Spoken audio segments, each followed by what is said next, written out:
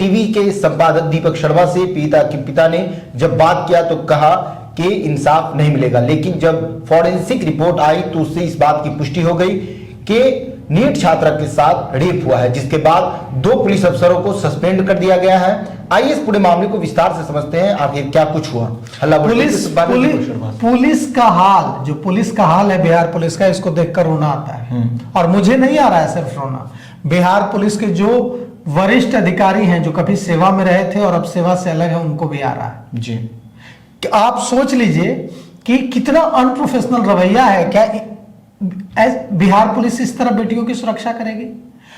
कल शाम में लगता है कि 6 बजे के आसपास, 5:30-6 बजे के आसपास मेरी बात हुई डीजीपी विनय कुमार के आवास के बाहर पीड़िता के पिता से।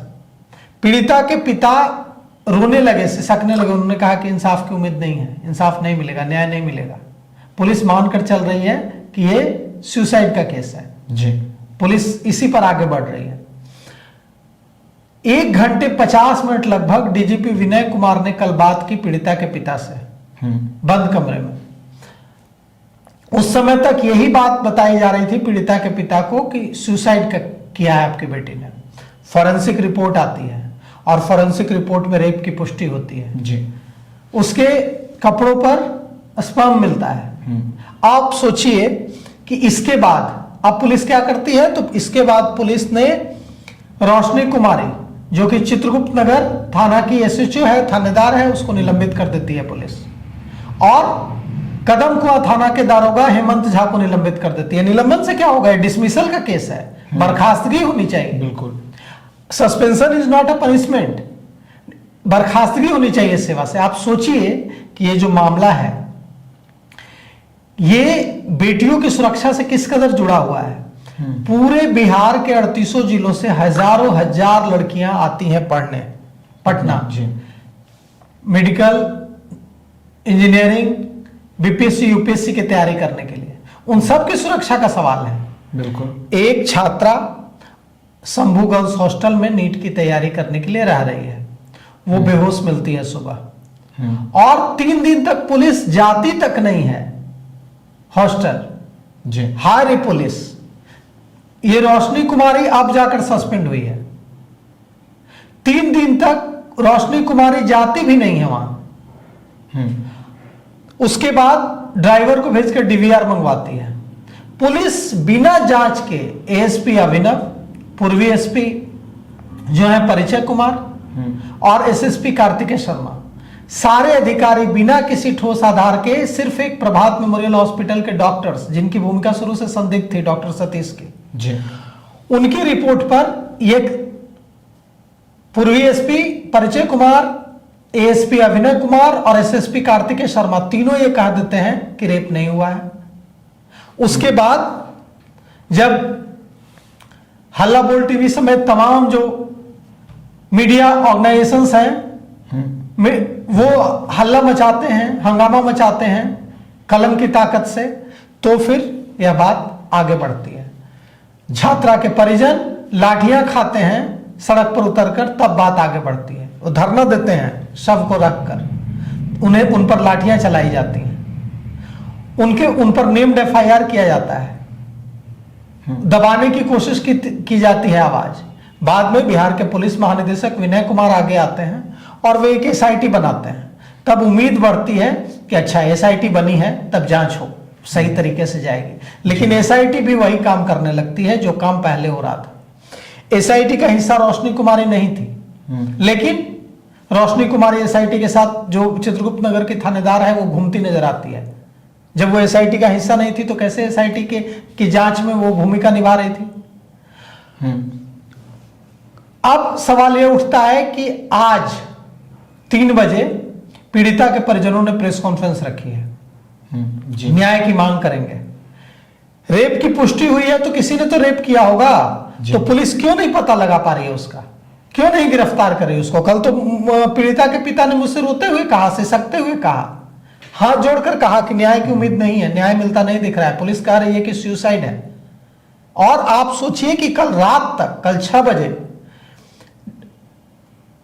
1 घंटे 50 मिनट बात हुई है। बिहार के पुलिस महानिदेशक अपने आवास पर मिले हैं बंद कमरे में। बिहार के पुलिस महानिदेशक विनय कुमार 1 घंटे 50 मिनट बात की उन्होंने पीड़िता के पिता से। वहां तमिलनाडु के पूर्व डीजीपी करुणा सागर थे और तमाम जो है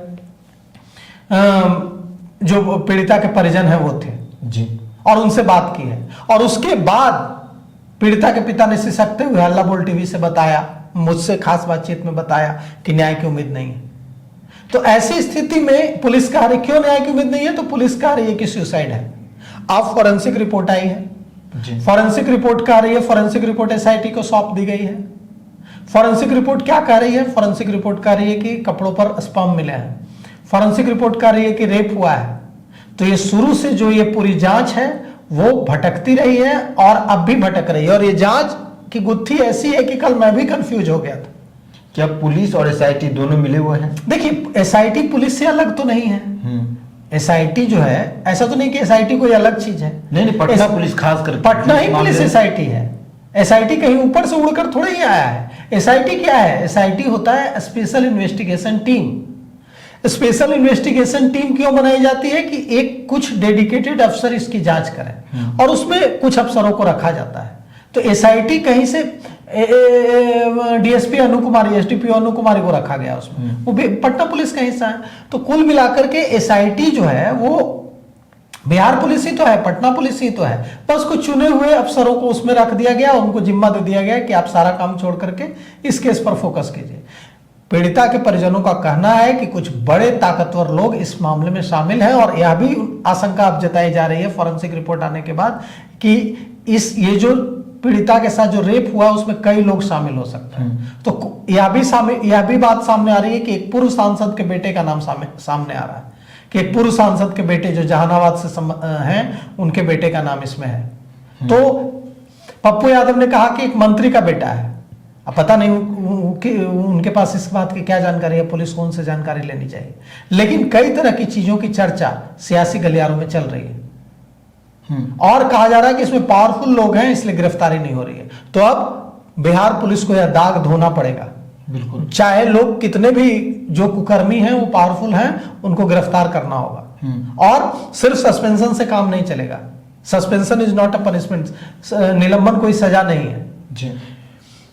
कुछ दिन में रिलीज हो जाएंगे ये लोग, ये दोनों, रोशनी कुमारी और हेमंत झा।